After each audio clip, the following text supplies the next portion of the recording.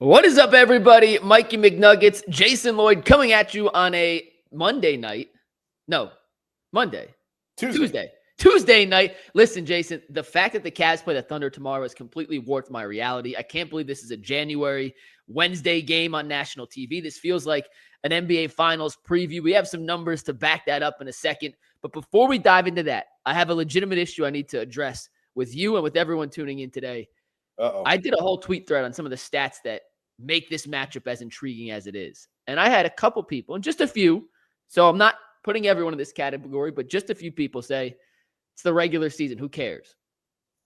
If you can't get excited about one of the most highly anticipated, historically elite on both ends, regular season matchups in January in Cleveland for the team you root for, then why do you root at all? Like, what's the point of being a fan if you can't get juiced up for a game like this? Well, granted, all the playoff questions are totally valid, and this doesn't really have any indicative impact on how the Cavs will finish the season or the Thunder. But how do you call yourself a fan if you can't get juiced up for a game like this, Jason? I don't get pissed off by a lot of things like that, but when I saw a couple of people being like, calm down, should we care about this game? Why? Because it's two of the best teams we've ever seen through 35 games. Shut up. Not you, Mike, Jason. But you can't let bull get to you like that. It's not bull. This isn't bull. Like, this is, I don't even want to give them attention, so I'm not going to put their handles out or anything. But like, what's the point of being a fan if you can't enjoy the journey and the process? Like, what's the point? No, this is fun. You know, like the Cup game at Boston, back in what was that? December. That was fun. And no one ever gets juiced for games that early in the season. And yeah, it's January. Like it's good for the NBA to have games with teams this good to try and drum up some interest in the regular season. So I think it's great. And I agree with, like, hey, it's regular season. If these teams meet in the finals, nobody's going to be talking about that game on January 8th. But you know what? On January 8th, you got to have something to do, man. It's fun.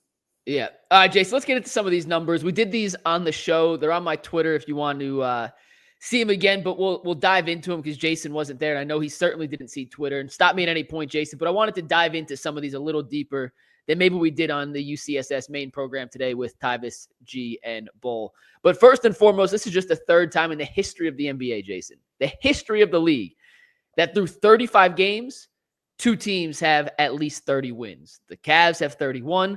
Oklahoma City has 30. Just the third time ever that we are this deep into the season and two teams have 30 wins. Both are on pace for 72 and change. That's crazy. I think I saw that, but I didn't see who the others were. Do you know who the others were? It was back in like the 80s and back in the 70s. It's been a long It's been a long time then. Next one, Jason, that plays into this, and stop me at any point if you want to dive in. But if you have the average combined win percentage of the Cavs and the Thunder this season, it's 87.1. That's the second highest average win percentage of any regular season matchup in NBA history this late in the season since the Warriors-Spurs game in 2016 at 88.6. The Warriors at that point were 40-4. The Spurs were 38-6. So the second best average win percentage by two teams this late in the season ever. That's pretty good.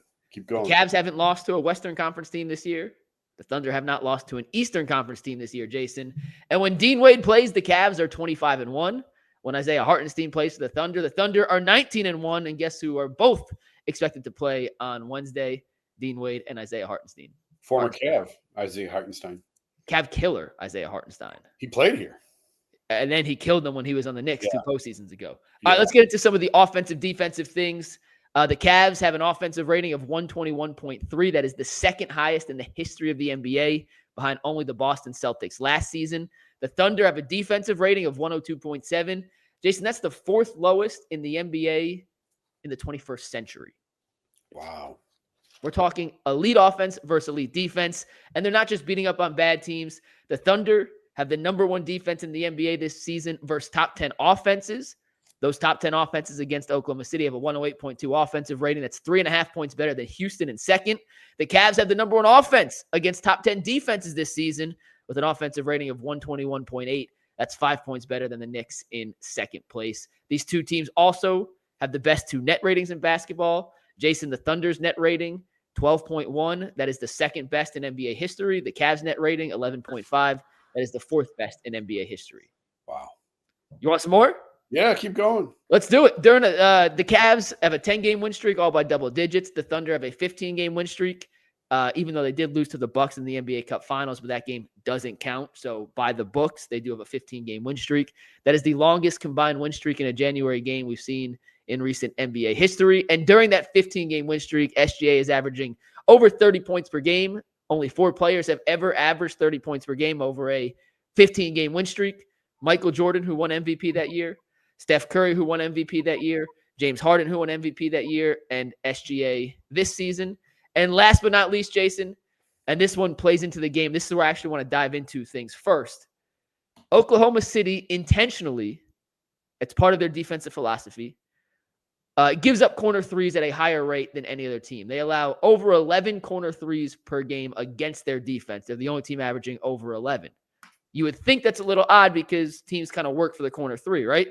Well, the Cavs not only have the most efficient three-point shooting team in basketball and the second best offensive rating in the history of the league, I was pretty surprised to find out that the Cavs ranked 28th in the NBA in corner three-point percentage as a team. They're just 34.3% from the corners on the 24th fewest attempts in the league.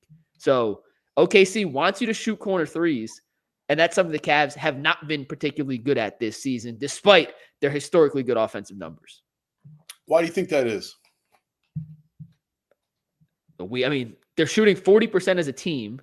No team has shot 40% as a team since the 2020-2021 Clippers, and they're shooting 34% from the corners, which means they are just red hot from anywhere on the wings and the top of the key. And I have no explanation for that. I think it's just odd. It could just be just a random. I think it's just an anomaly more than anything else. I'm wondering if it's who the shooters are that are taking them in the corners. But Niang was one of the best corner three-point shooters when he came over here from Philadelphia. And I understand the Cavs, they're top 5 in the league. I think they're 4th as of last night in drives per game. And when you drive at the angles that some of the Cavs like to drive at, Donovan and Darius in particular, Karras too, actually, they like coming from the wing. Yeah. It's easier to shade off the opposite kick to the corner if the drive is coming from the wing as opposed to a baseline cut or from the top of the key where you have to kind of crunch in just based off pure angles. So maybe they're getting more kickouts to the wing as opposed to the corner on those situations. I don't know if I can even find that number, drive to specific kick areas, but my gut tells me it's more of an anomaly than anything else. But it's just kind of a weird little nuanced thing to watch tomorrow. OKC wants you to shoot corner threes, and it's maybe the one thing the Cavs haven't done at a rate that is exceptional this season. Right. That's interesting. I'm going to dig in on that a little bit. That's interesting. I'm going to ask Kenny about it tomorrow. So that's one of the things I'm just kind of curious. But Jason, when you look at these two teams, historically good offense versus historically good defense, take the Cavs and the Thunder out of the equation. In a basketball game, and particularly in January, this is not the finals. This is not Game 7. Right. Historically good offense versus historically good defense. Which side do you give an advantage? You take, like I said, take the Cavs and the Thunder out of this, just speaking generalities here. In today's game, the offense. I take offense over defense just because the way you have to guard, the way that they call fouls, and the way that they want you to play fast and shoot threes. That's what the game's designed to do. So, I used to say it all the time the last couple of years when JB was here and they had a terrific defensive rating and they were struggling to score in the playoffs. I've talked to people in the league who say, like, you don't have to be – it's easier to win in the NBA with terrific offense and okay defense and elite defense and okay offense. I know the old cliche defense wins championships. They say that for all sports. But in today's day and age in the NBA, I would take offense over defense. Yeah, I think that is the only answer at this point. And as good as the Thunder have been, and if you have any doubts about the Thunder's defensive prowess, go watch the second half of the Boston game on Sunday. They held the Boston Celtics to 27 points in the second half. That's unbelievable. 27 points. The Cavs have scored 40 or more points in a quarter, I believe, 8 times this season. They held Boston to 27 points in 24 minutes. They completely engulfed what Boston wanted to do. And Jason, this is what I find so fascinating about tomorrow night's matchup. Cleveland wants to get downhill, right? Darius, Donovan, Karras, Jerome, everyone who Evan Mobley fits into this category. They want to go north and south. They want to get the ball to the rim. There's a reason they're top 5 in the league at drives per game this season. They are constantly moving, whether it's isolation, whether it's off some sort of design. They don't run a ton of sets for 3-point shots, which I'm actually surprised about. I didn't anticipate that being part of the Atkinson philosophy. Most of the action they get is to get guys coming downhill.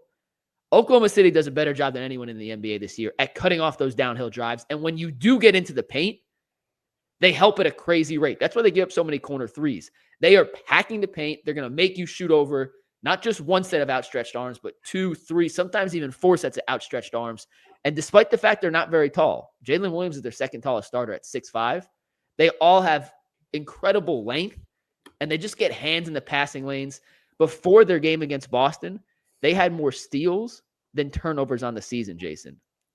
No team in NBA history has ever had more steals than turnovers in a game. Right now, they have 2 more turnovers than steals. So it's right there. But to give you an example, the Cavs have almost 120 more turnovers and steals this year, and they're pretty efficient with the basketball. So they do as good a job as anybody at cutting off those driving lanes. And when you do get into the paint, they collapse and make you kick it out, which is exactly what Cleveland wants to do. I have no idea how it's going to play out, but it's a fascinating clash of styles. Yeah, you said where I was going. The Thunder are really long and athletic, and they can switch everything. And that's what's fascinating to me. And listen, it's one game. Tomorrow's one game. You're not going to draw any dramatic conclusions based on one regular season game in January. But I am curious to see how the Cavs handle them, because they've got 4 losses this year, and 3 of them are against the same style of team, and it's the Thunder style. Atlanta and Boston are both long, athletic, switchy type teams, and that's exactly what OKC is. So if Cleveland struggles with the Thunder, you can now look at this and say, well, that's 3 different teams that all play the same style that are giving this team trouble. It's actually a good, you got a month before the trade deadline. So, and you're going to see this team twice here in the next couple of weeks. So you're going to have a good sense here of, is this the one thing that we struggle with or not? So I think it's coming at the right time. I think it's a good test, and it'll be good for them to see, can we handle the length of another team? They struggled at times with Boston. They've really struggled with Atlanta, and they're not that big of a team. That's the only knock against the Cavs, is they're not. I mean, obviously they have Evan and Jarrett, but on the wings and in the backcourt, they're just not that big of a team. So that's the one thing that teams could trip them up with. So when you look at the starting lineups tomorrow, let's just assume Dean Wade's going to start. He's been starting at the 3 position. I like that a lot. I've said that all year. I do too. But when you look at the matchups tomorrow, you have Garland, Mitchell, Dean Wade, Evan, and Jarrett. Evan and Jarrett, 6. Mobley's taller than Jarrett Allen. They're both listed at 7 foot, whatever. They're legit bigs. Yeah. Dean Wade, 6'8", 6'9". Mitchell, 6'2". Garland, 6'1". That's your starting lineup. When you look at the Thunder starting lineup, they have Cason Wallace, who's about 6 foot, give or take. He's about Darius' size. You have SGA, who's 6'6" and lanky. You have Lou Dort, who's built just like Myles Garrett. It's just he plays a different sport. The dude is bigger than any basketball player should be. He's listed at 6'5", 240. Jason, when you see him tomorrow up close and personal, we could have a discussion if you think he could play defensive end for the Browns or not, because the dude's a physical specimen. They have Jalen Williams at 6'5", and they play Isaiah Hartenstein, who's a legit big. So technically SGA at 6'6", who is their de facto point guard, is their second tallest player. You would think from a size advantage, OKC would get killed on the glass. Now, they are not a great rebounding team. They're not great. They're bottom 10, but they're right in that 21 and 19 range, depending on what day you check the stats. Cavs also not an elite rebounding team. They're a little higher up, but not an elite rebounding team.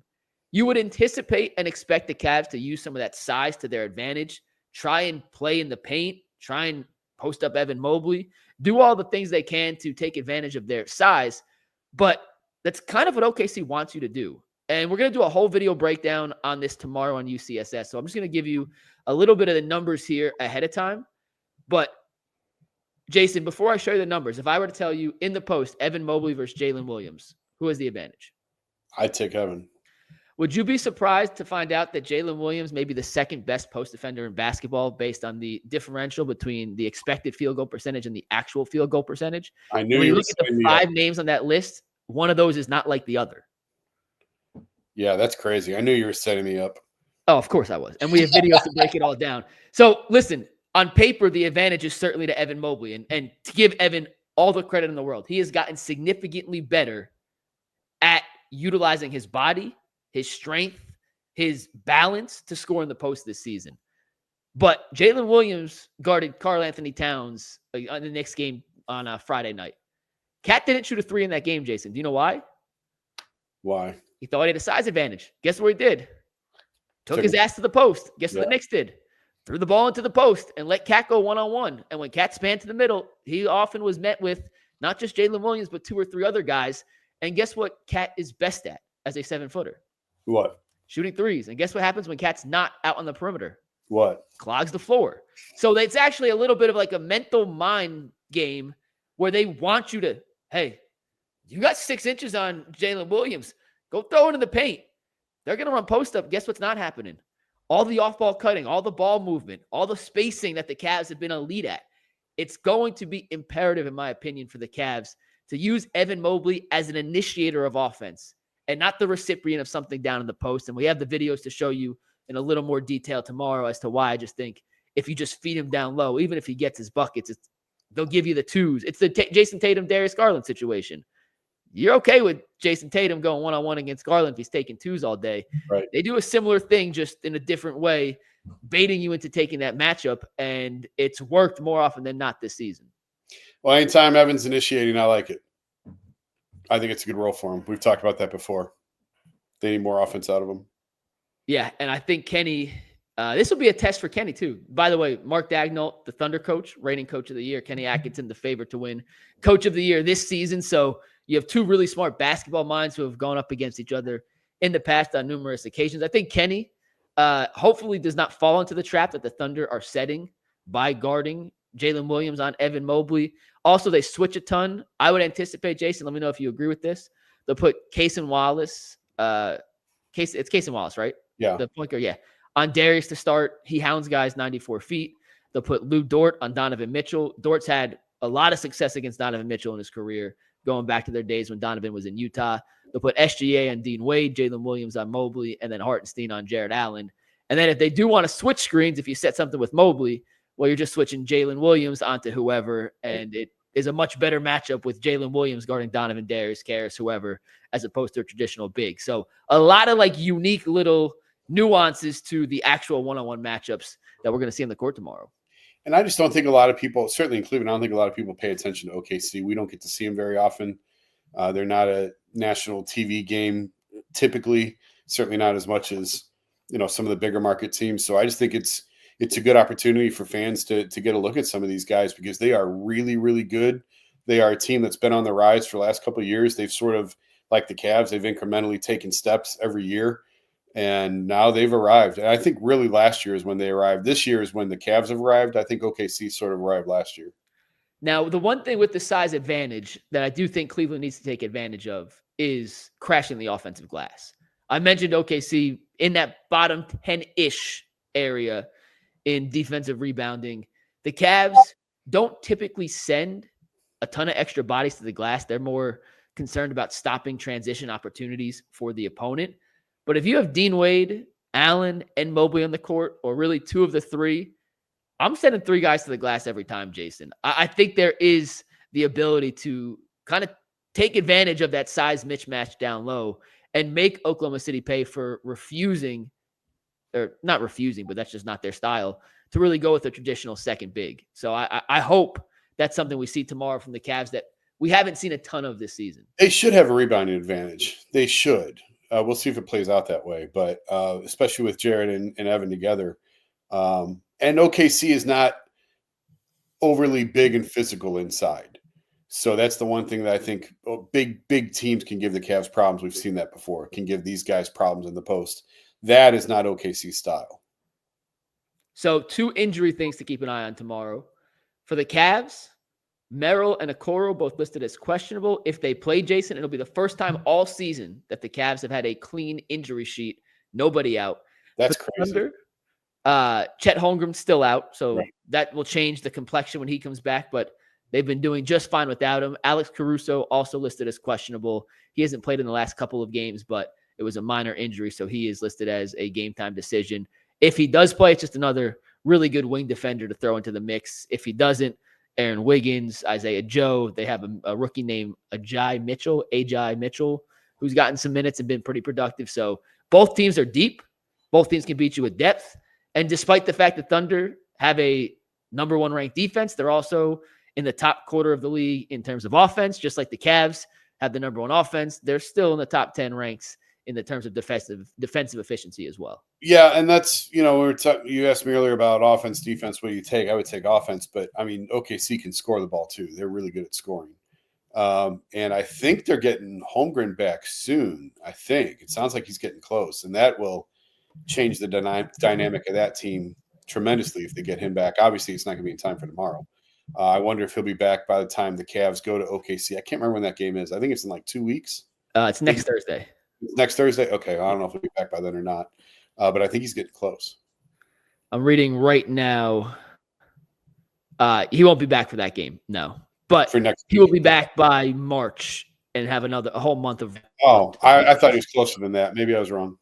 Well, it says by March, so that could literally mean tomorrow. Actually, maybe reading a little too far into it. But Jason, back to the Cavs. The one thing I'm most excited about tomorrow is for anyone out there who still has their questions about the Cavs' legitimacy as an NBA title contender. Tomorrow is a legitimate opportunity to quash any reason to believe this team isn't legit. Now, like we said at the beginning, if they beat Oklahoma City or if they lose to Oklahoma City, that should not change your overall expectation and ceiling of this team. It is a regular season game in January against a Western Conference opponent. It is what it is. But against the number 1 defense that is on a 15-game win streak that just beat New York, coming off a double-digit second-half deficit. They also started off slow against Boston and completely suffocated them in the second half. For the Cavs to come out and slay the Dragon that just beat their other 2 top Eastern Conference foes would put a stamp of legitimacy on the Cavaliers that I don't think anyone could then diminish.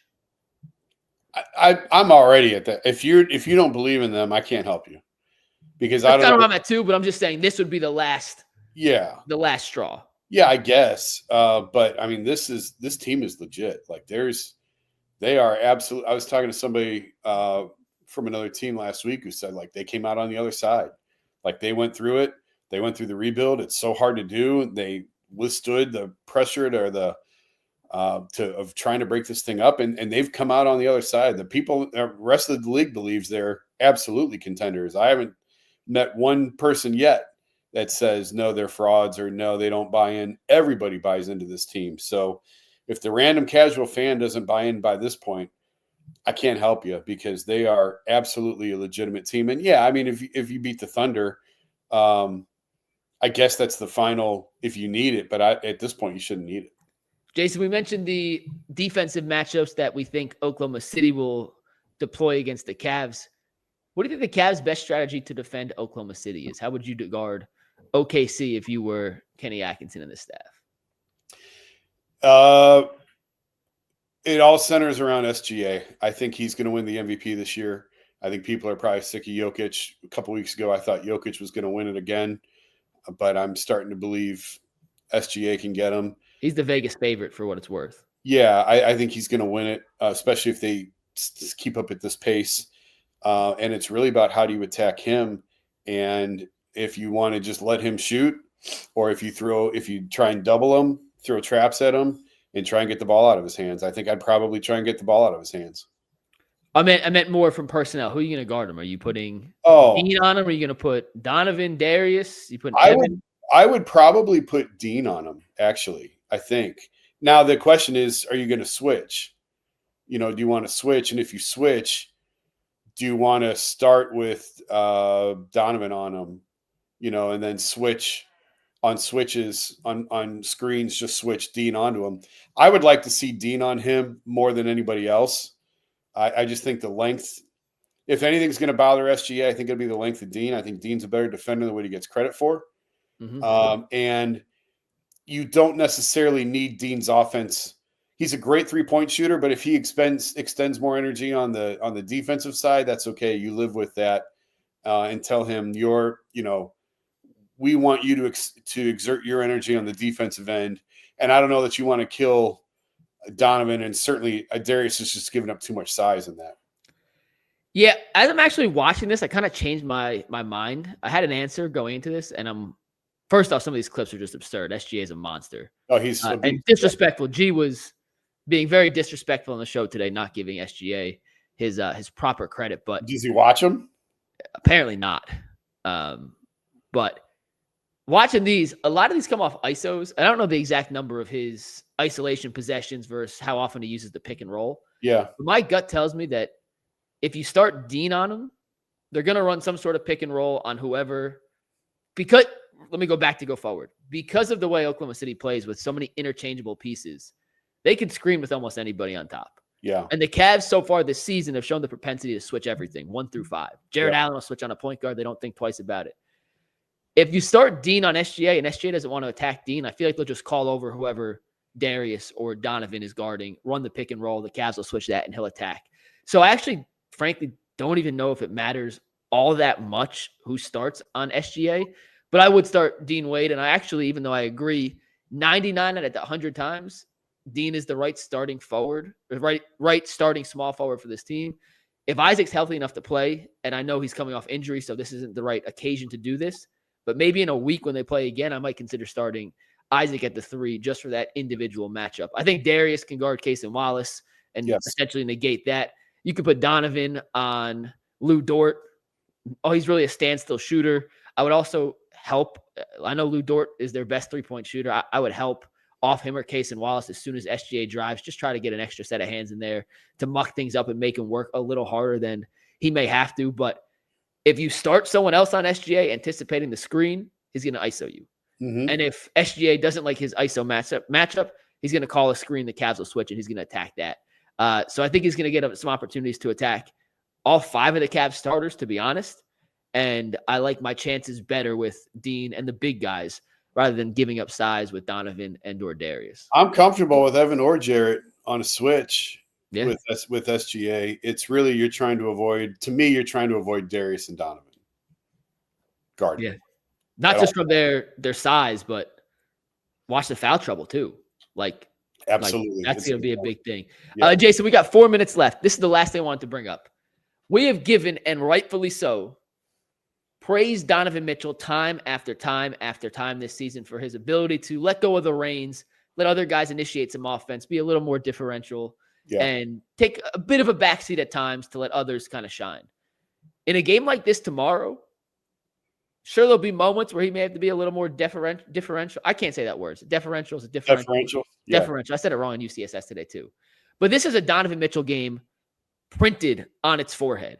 Like there are certain games where you need your best player to be a damn star. And Donovan has been awesome this season. I'm not saying he hasn't. But against this Thunder defense, which is as good as it is, against this Thunder defense that can switch 1 through 5, and they feel pretty comfortable about it. Against this Thunder defense that is historically shutting down opponents and making it incredibly difficult to get 2 feet in the paint. This is the kind of game where Donovan Mitchell and his elite shot-making ability and his elite ability to create space for decent looks is going to come into play, I think, more crucially than in most other games because there are going to be some possessions where the Cavs try to run something, Oklahoma City completely negates it, and we're going to see Donovan with the ball with 8, 6, 7 seconds on the shot clock saying, all right, it's on me, guys, to get up a good look. I'm going to put you on my back and take us home. And I'm good with that. Like, these are the games where you pay these guys to do this. And, we've talked in the past about it was always give it to Donovan, get out of the way. You don't need to play that way against Detroit. But in games like this, again, when the talent's like this and you're having the type of season that you are, the ball should be in Donovan's hands at the end of the game. He's still the best player on this team. And I want to see him go kind of not one-on-one against SGA, I guard you, you guard me. But I kind of want to see him go one-on-one against SGA in terms of may the best man win. Well, they talked about after the game on Sunday, Darius and LaMelo having a little bit of a one-on-one battle within the realm of the game. I'm not putting it past Donovan that if they switch and SGA calls him out essentially and says, this is the guy I want to attack, that Donovan won't do the exact same thing on the other end of the court. And let's be honest, SGA is a better defender than Donovan Mitchell is. 100%. But I like my chances of Donovan Mitchell against any defender in the league. I like my chances if I'm the Cavs in that situation. Yeah, I think that's a lot of length for Don to get over. But Yeah, sign me up, man. I'm looking forward to it. I'm glad it's home. I'll be there, and it's going to be a fun game, man. It'll be good. So if you missed anything on UCSS today, we spent the first 50 minutes of the show previewing the Thunder Cavaliers game. We're going to spend another big portion of the show tomorrow previewing the primetime matchup on national TV. We're hoping to get Cassidy Hubbard on the show. Just waiting to confirm a time with her. But we're blowing this game up because it is worthy of being blown up, Jason. These are the two best teams in basketball this season. We're talking historically good offense versus historically good defense. Two elite playmakers in SGA and Donovan Mitchell. And I'm just not sure what more you could ask for in a regular season game on January 8th in the middle of Cleveland. This is what the regular season is all about, and I can't freaking wait for tip-off. I'll be there. We'll talk about it tomorrow and Wednesday or tomorrow and Thursday. And probably Friday, too. Even though they got a game Thursday night against the Pacers, which, depending on how Wednesday's game goes, is going to feel a whole lot different. But we got to run the Ultimate 216 show with Earl the Pearl, and Ahmad Crump is coming up here in about 90 seconds, so keep it tuned right here on the UCS channel. For Jason Lloyd, I'm Mikey McNuggets. It's the Ultimate Cavaliers show, and we'll see you tomorrow night at Rocket Mortgage Fieldhouse when the 31-4 Cavs take on the 30-5 Oklahoma City Thunder. Peace.